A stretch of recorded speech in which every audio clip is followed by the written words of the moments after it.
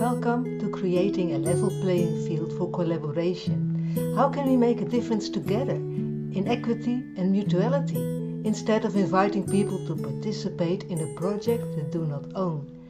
In this series, we discover what works by sharing stories of lived experience from a diversity of wise guests, organizers, participants, facilitators, researchers of participatory projects. By sharing examples and insights, we want to contribute to co-creating a world that works for all.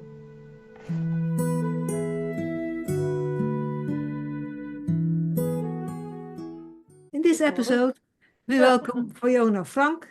Welcome, Fiona. Thank you, Tony, for inviting me for this podcast. Maybe you can tell a little bit more about yourself.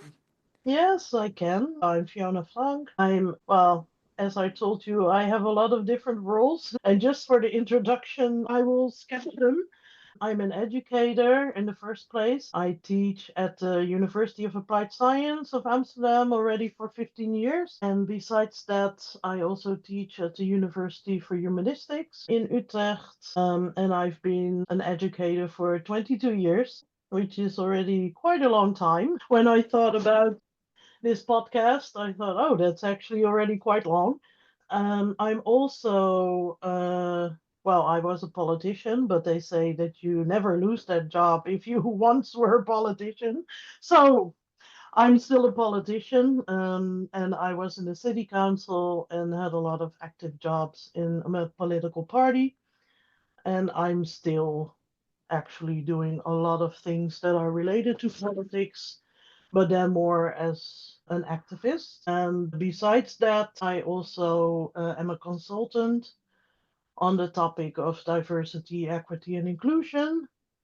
And I'm a language and communication expert. So that is also what I teach, mostly communication skills and intercultural skills.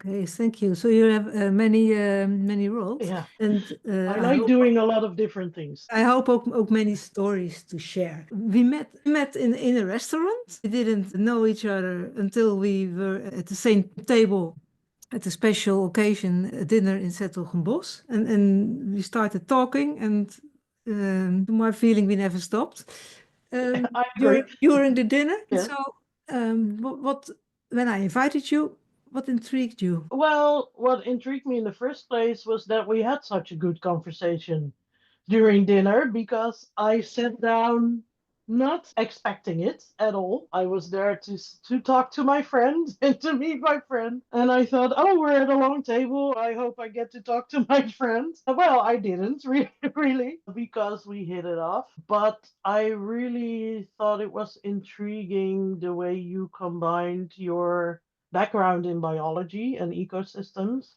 with organizational structures. And I thought it was a really interesting take on viewing communities because I think it is a very organic and probably very realistic view on it. So that's why I said, sure, I will join the podcast. Okay, and I'm happy you're here.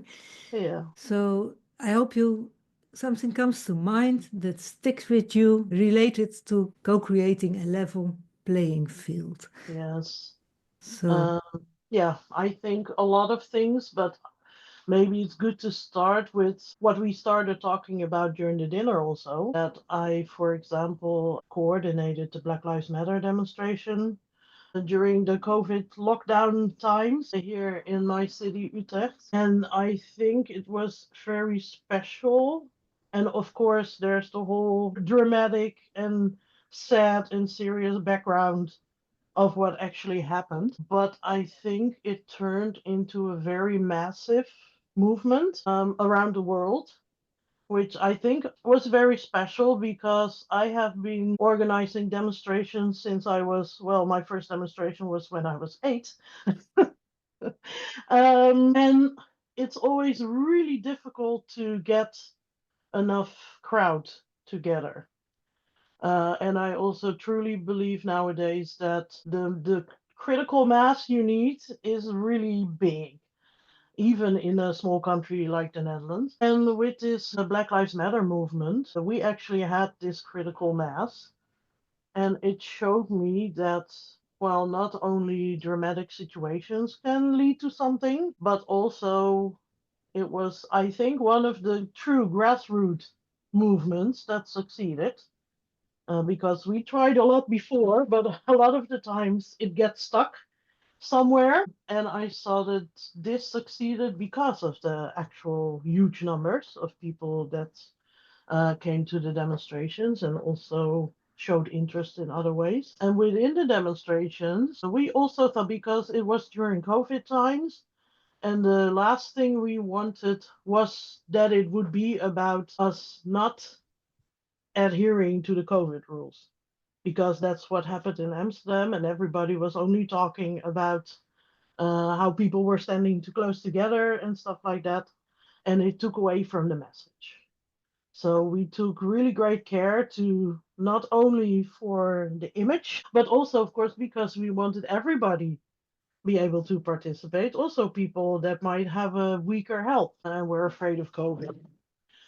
So we took a lot of extra care. And when I started thinking about those things, I also started thinking about other types of, well, thresholds that there might be for people to, well, actually just join a demonstration. So we also made sure that we had sign language interpreters, which was quite new at the time in the Netherlands for demonstrations. So we made sure we had a lot of chairs in the front for people who cannot stand too long. We made sure we had a really good sound system, which was actually the most expensive part of the demonstration. Was it inside or outside? No, it was outside. So we actually found a festival sound company who actually provided the sound system that they normally provide for a small festival. So we took all those steps to make sure that really everybody could participate in a way, well, that was accessible for everyone. So this is one example of how you can think about it. And I think there are also a lot of examples that, of course, well, fail at providing accessibility for everyone. Just Mhm. about the Black Lives Matter Yeah, demonstration. How did you invite people? mostly through social media and Okay. telephones. Yeah, Okay. because that's where the action happens, really, Yeah. nowadays. And of course, we did invite the press and people like that through more conservative ways. The rest was all through social media. And we also crowdfunded through social media, which actually led to quite an amount of money, on which we also did some other projects after the Black Lives Matter demonstration. But yeah, it was like wildfire through social media. Okay. And this is Now, also why I say it was one of the few successful grassroots movements, because normally, and it might also be because of all the algorithms on social media that, of course, well, hamper the communication of yeah. certain demonstrations. But in this case, the mass was so big and the amount of people was so great. How many? Um, How many? well, I think just in Utrecht there were 14,000, Yeah. which for the Netherlands is quite big, and Yeah. especially when you think that there was a demonstration in many other cities Yeah. the Okay. days before. So yeah, the municipality was also a bit worried about the number of people, and they started saying that people shouldn't come to the Yeah. city Okay. anymore. And but for the rest, they were actually quite good about it, because they provided even another square behind the square where we were demonstrating, and they provided another very big video screen so Mm-hmm. that people could watch the demonstration and the speakers there. So it was actually quite a good co-creation also with the Okay. municipality, which is not always the case. But how come? Was it you who invited the municipality or someone else? Or Yeah, how? you That, always have to tell them, yeah. if especially with such a big demonstration. And luckily, we're in a country where normally this is supported Okay. and you can demonstrate. It's not always the case, of course. Nowadays, it's getting more difficult. But so we talked to the municipality and they also asked, how many people do you expect? What can we do? They also didn't tell us up front that they organized this other square with a screen, Okay. because they were afraid that even more people would come if they would say that.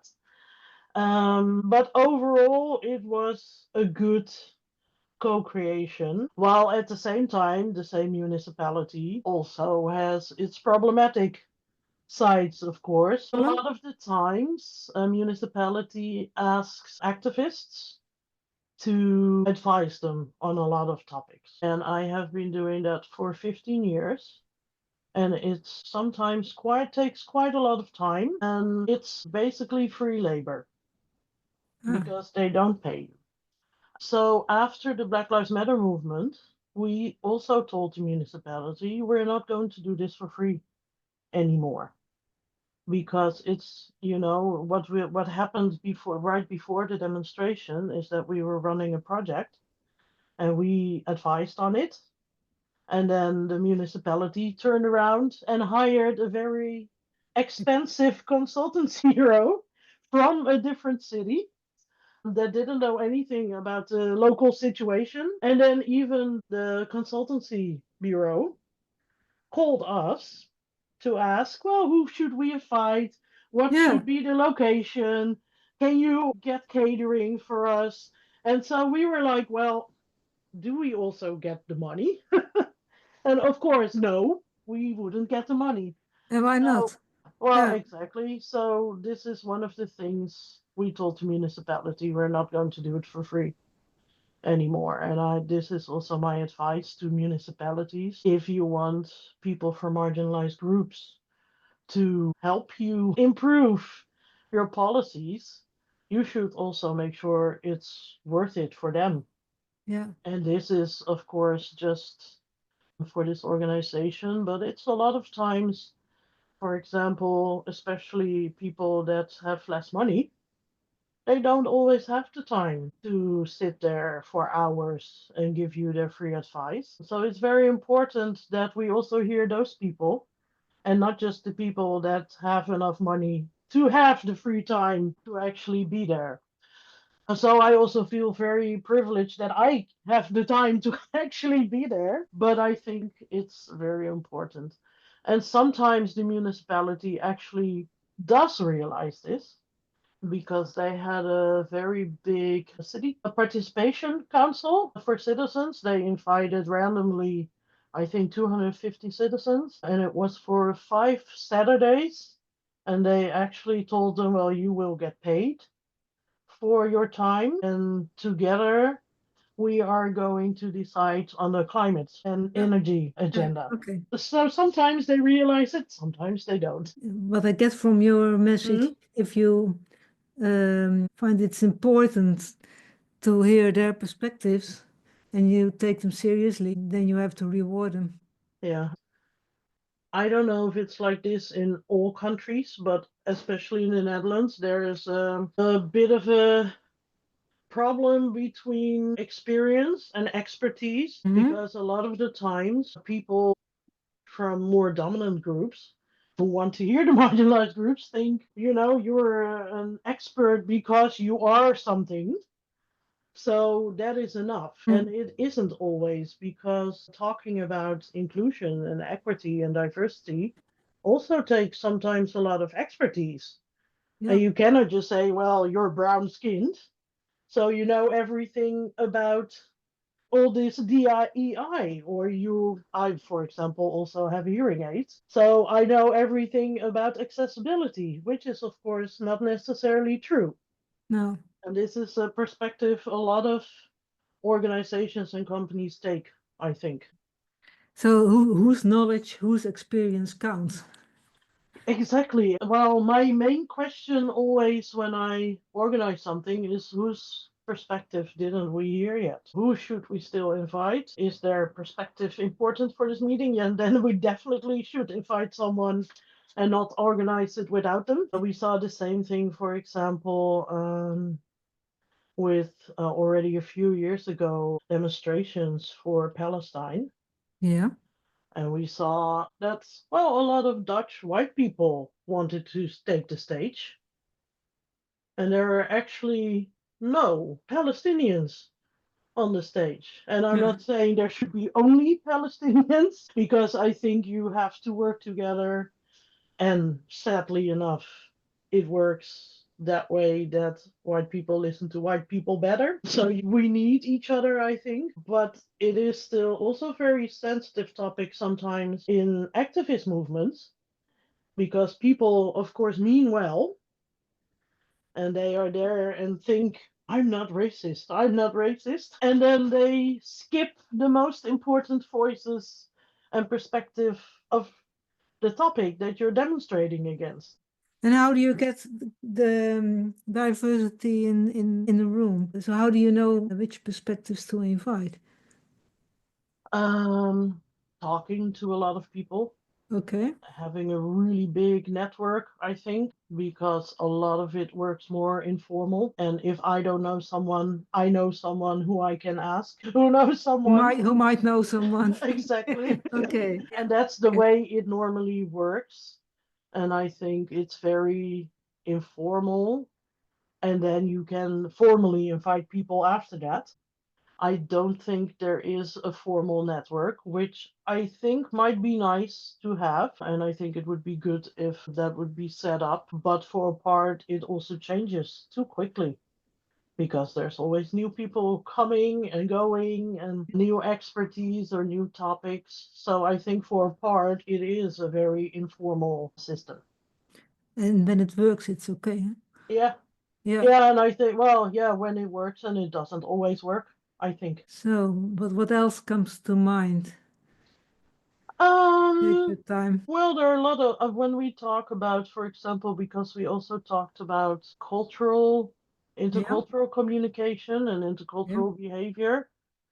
And I think that's also very important to realize for people, facilitators or organizers, that inviting people from different cultures also brings along different rules, behavior, etc. When I talk about cultures, I don't only mean like country cultures, national cultures, but I think everybody has a different culture. I mean, you have a different culture than mine.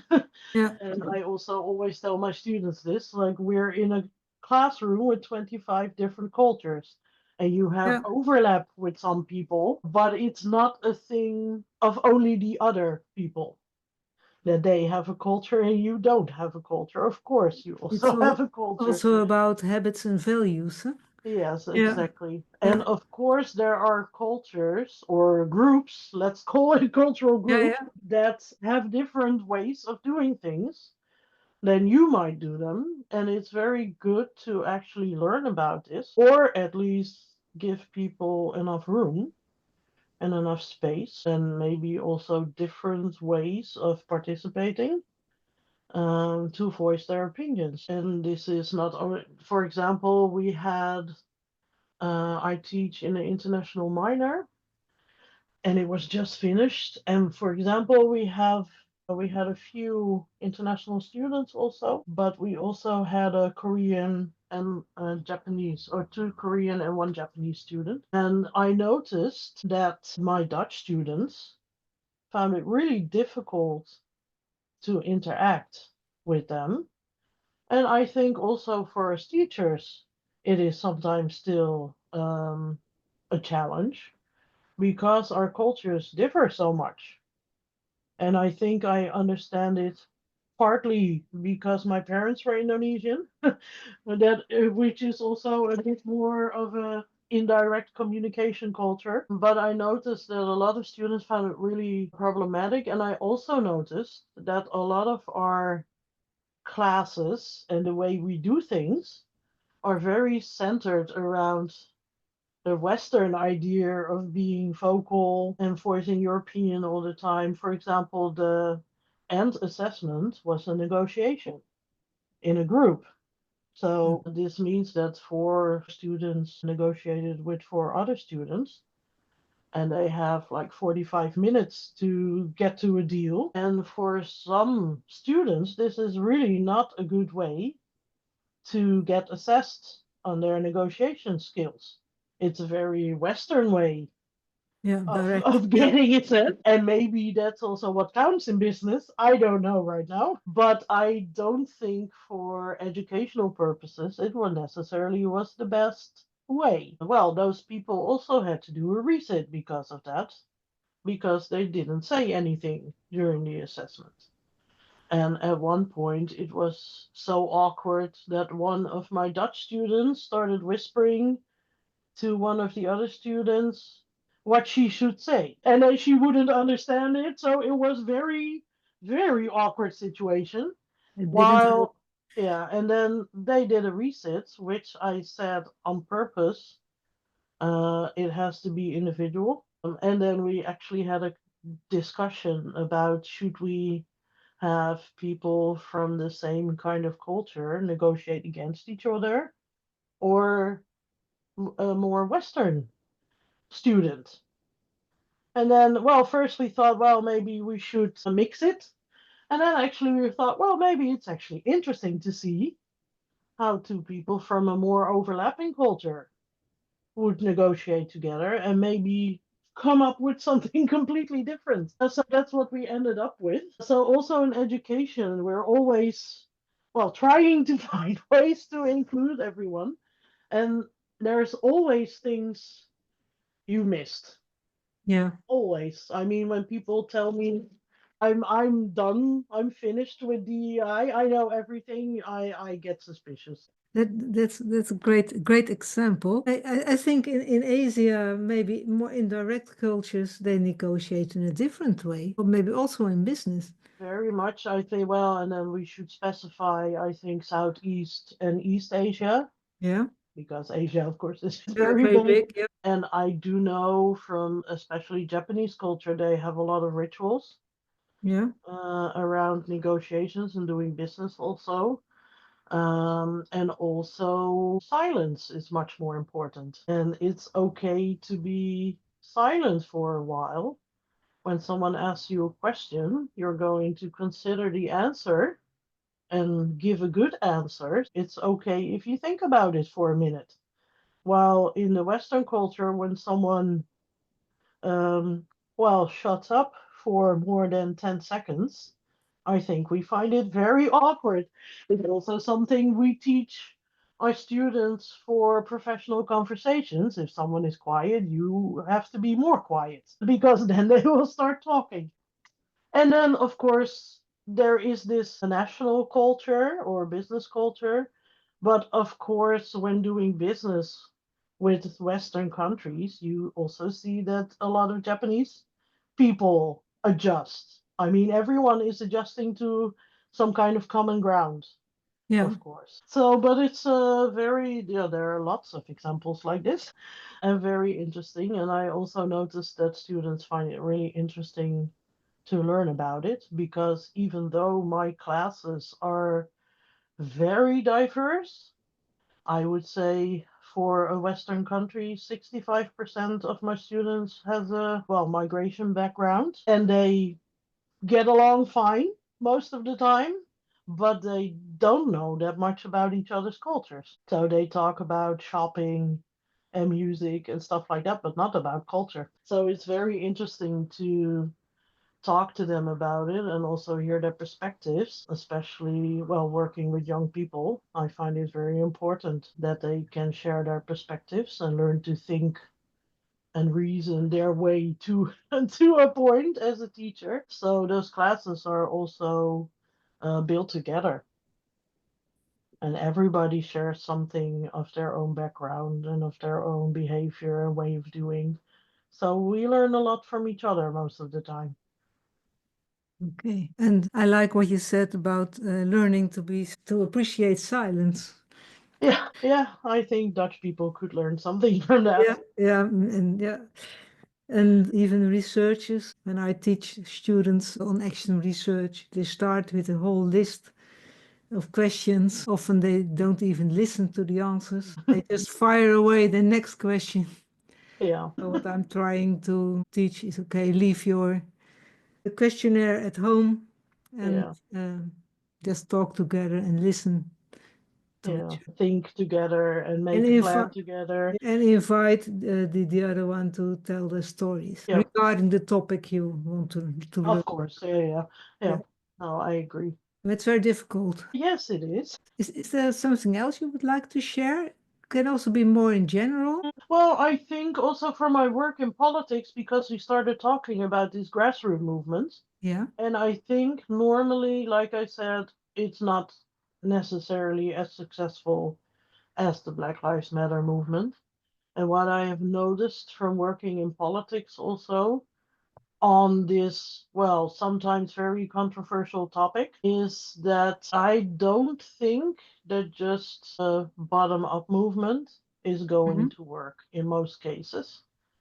And I think as leaders of any organization, whether it be political or educational or whatever, or even business, you need to take the lead. And I think we need activistic politicians, we need activistic leaders. And when I think back to the 1960s and to 1980s, our mayors were still the most activistic people, and they were actually fighting for labor rights. And now we have this idea that as a leader, you have to sometimes be kind of centric and neutral. Mm. And I think we need leaders with courage that are willing to take difficult decisions and face the consequences and the backlash, but still do it. I think it's a very Dutch saying that I really like, which in English probably would be without abrasion, no shine. Yeah. And I think there's always talk about a lot of polarization. Yeah. And I think you need a certain degree of polarization on these kind of topics to get a move forward. Yeah. Yeah. Can you give something from your experience that illustrates the leadership you wanted, or maybe the lack of leadership? Yeah, I have a couple of examples, I think. I remember when I joined the board of the political party that I was in for a long time. There were more people in the board, of course, and one of them later became the chair. Yeah. And we have become good friends because we had become partners in crime. Okay. But when she started, she was not activistic at all. And later, she told me once that she was very grateful that she saw my activism, because then she decided you can actually be in politics and be activistic and still get a lot of things done. So when she became a chair, she took a lot of difficult decisions, and we did it together. But of course, as a chair, she was the face to the party. So she was willing to take a lot of risk to improve the DEI situation. So I thought that was really good. I think we need leadership that sometimes takes these not popular choices. Yeah, and are willing to take the risk. And when I listen to your stories, I think that's one of the problems that in the Netherlands and maybe in other countries, when you take risk, you're fired or degraded or whatever. Yes, and I think especially as a woman, you get even more backlash. Also, as a politician, by the way, the amount of hate and threats I also got online through those social media that we also love. For example, the Black Lives Matter movement. The same way, of course, bad the messages reach you, and I know from a lot of women in politics, it's the same for them. Yeah. And how do you deal with it? You grow a thick skin, or when I sometimes hear myself say, yeah, it's normal. And then I think, oh, because when I hear my students say, for example, I have a lot of students that are ethnically profiled a lot, like 2 times a week on the pavement of their own street. And they always tell me, yeah, miss, but it's normal. And I always tell them, no, but it's not normal. It's bad that you have come to see it as normal. So when I say, well, it's normal, I think immediately, oh no, I shouldn't say that. But sometimes when it's really bad, I file a complaint with the police. At other times, I do make sure that everything is set to private. I block people and stuff like that. I talk to friends about it. But I don't think there's a lot else we can do. So you really have to be, in order to be an activist, to get things done. And I like that definition. Activist Yeah. wants to get things done, not only talk about it, but No, but hands on. Yeah. hands on. But you have to, yeah, take leadership, risk things. Yeah, Yeah, unfortunately, that's the case. And I yeah, think, here in the Netherlands, most of the time we have it easy because I was at a green political conference internationally once. yeah. And I think during the conference, three environmental activists died in their own country. And then I thought, oh, we have it easy here. Because over there in Brazil, in the rainforest, or in, I think one other one was in Nigeria, they are actually taking the real risks. With their lives. Yeah. Yes, exactly. So, yeah, there is also a Yeah. gradient in it. And none of it is okay, of course. But what keeps you going? Well, I think for part it's character, because when I come somewhere and I see things go wrong and nobody's fixing it, I think, well, then I will fix it. For part, it's also having a very good network that you can vent to and spar with and fight with and all this stuff. Because when I was in the political party, I at first didn't have this network, and it's not doable because you need to be supported Yeah. also. Sometimes also taking a break is very important to take care of yourself. I just look at the world and I think a lot of stuff needs to get done. It's about purpose. Yeah, and I always want to make the everywhere I go a better place. So that is what keeps me going. Okay, beautiful. Thank you very much. As a closure, Yeah. would you like to say something as a checkout, or maybe looking back at our conversation? Yeah, I think one thing to add is that one of the more mainstream terms right now is also intersectionalism, in which, well, aspects of your life intersect with each other, so create a unique situation for a person. And I think we need a lot more people that are truly thinking intersectionalistic and not just from their own perspective and their own group. So we need to fight together for each other and not just fight within our own box. Okay, thank you. So thank you, Fiona, for being here Thank you for and for inviting me and sharing. having me. Thank you for listening. My name is Tony van der Zouwen, and I would like this wisdom to reach as many people as possible. You can help by rating and sharing the show with your network.